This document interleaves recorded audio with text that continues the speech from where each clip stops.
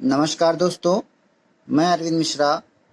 आज आपको पिछले दिनों जो बुद्धि परीक्षण से संबंधित प्रश्न बताए थे, उसी जो है प्रश्नों से संबंधित आज को लगभग 30 प्रश्न का रिवीजन करा रहे हैं।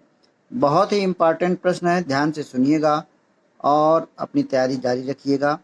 तो पहला क्वेश्चन बनता है कि इंद्रिय ज्ञान द्वारा बुद्धि की व्याख्या सर्वप्रथम किसने की थी। तो जो इंद्रिय ज्ञान है तो इसकी व्याख्या सर्वप्रथम विलियम वुंट ने की थी।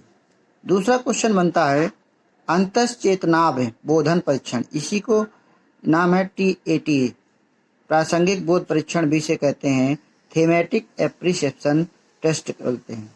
तो इसको किस मनोवैज्ञानिक द्वारा निर्मित किया गया था। तो इसका जो है सबसे पहले जो मॉर्गन एम मुरे ने परीक्षण किया था, इसको प्रतिपादित भी किया था। और इसमें आपको याद होना चाहिए कितने कार्ड्स होते हैं, 30 कार्ड्स होते हैं, जिसमें एक सादा होता है। कुल मिलाकर 31 कार्ड्स होते हैं। और ये परीक्षण बहुत ही इंपॉर्टेंट है, आपको हम पढ़ा चुके हैं, इसको आप याद कर लीजिएगा। दूसरा क्वेश्चन आता है तीसरा कि यंत्रों एवं मशीनों से संबंधित कार्यों में विशेष दक्षता एवं रुचि कौन सी बुद्धि के कारण होती है।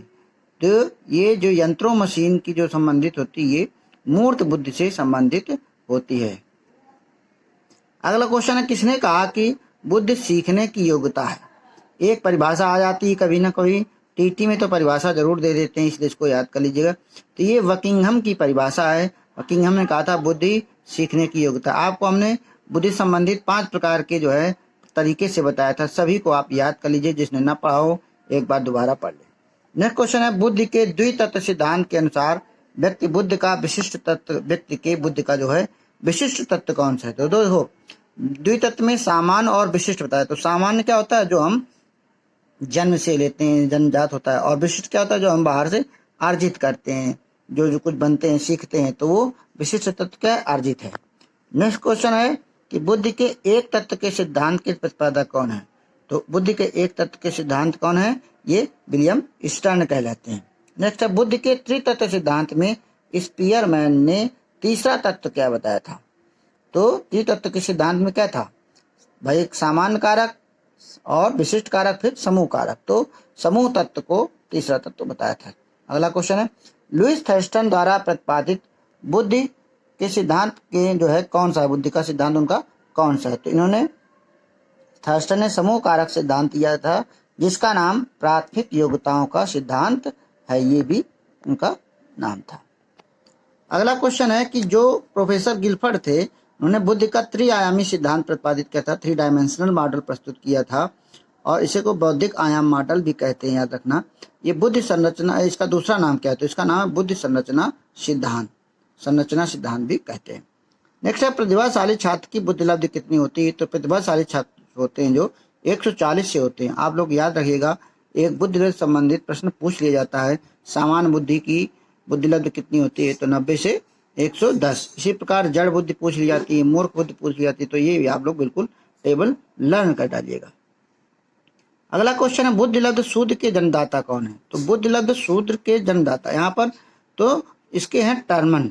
आपको बता दें कि सबसे पहले जो बुद्धिलब्ध का सूत्र आया था, mental age upon critical age बराबर जो है, इसको जो है इन्होंने किसने कहा था, ये स्टर्न ने कहा था, ये बुद्धिलब्ध। और मेंटल एज और अपॉन क्रिटिकल एज, मानसिक आयु बटे वास्तविक आयु इंटू 100, ये टर्मन का। तो सर्वप्रथम अगर बात करें तो स्टर्न का, और केवल ऐसे पूछें तो टर्मन का। याद रखिए, दोनों में कंफ्यूजन हो जाता है।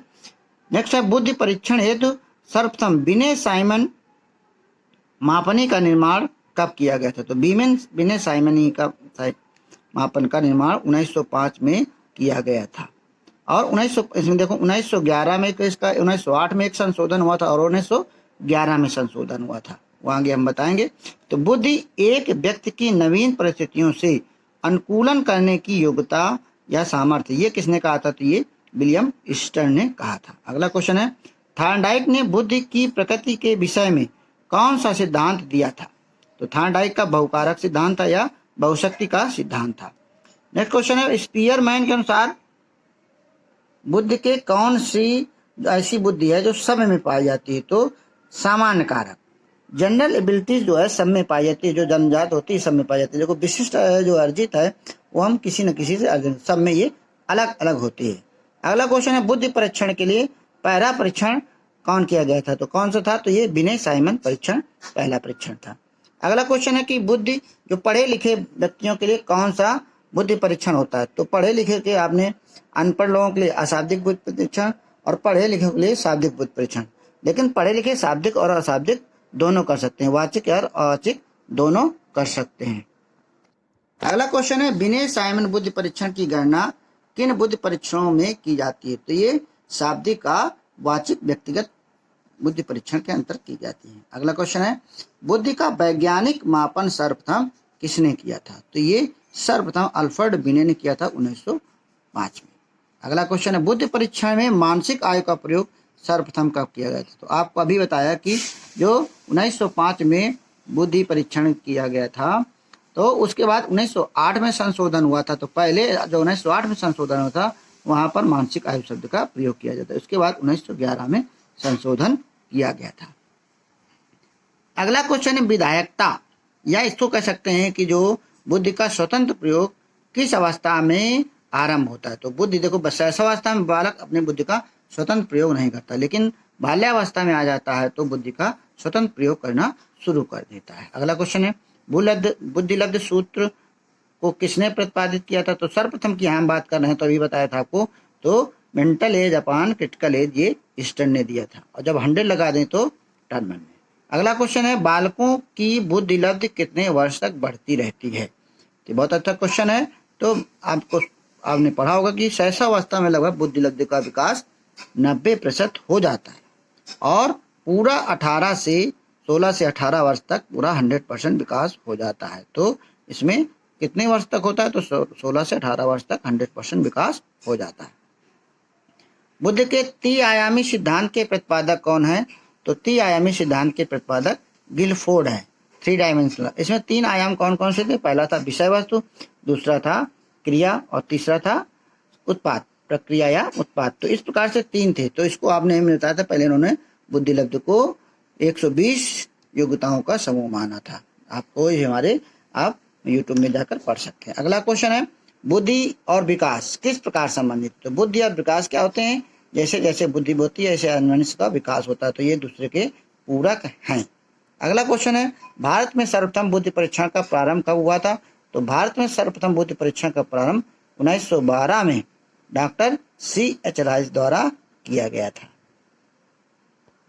अगला क्वेश्चन है बुद्धि का सक्रिय उत्पादन सिद्धांत किससे संबंधित है? तो ये बिने से संबंधित है। वयस्कों की बुद्धि मापन हेतु सर्वाधिक प्रयुक्त परीक्षण कौन सा है? तो ये वेसलर वैल्यू परीक्षण है। अगला क्वेश्चन है संवेगात्मक बुद्धिलब्धि से अधिक महत्वपूर्ण क्यों है? संवेगात्मक बुद्धिलब्धि से अधिक महत्वपूर्ण क्यों है? ये किस पुस्तक है, किसने प्रकाशित किया था? तो ये डेनियल गोलमैन ने प्रकाशित किया था।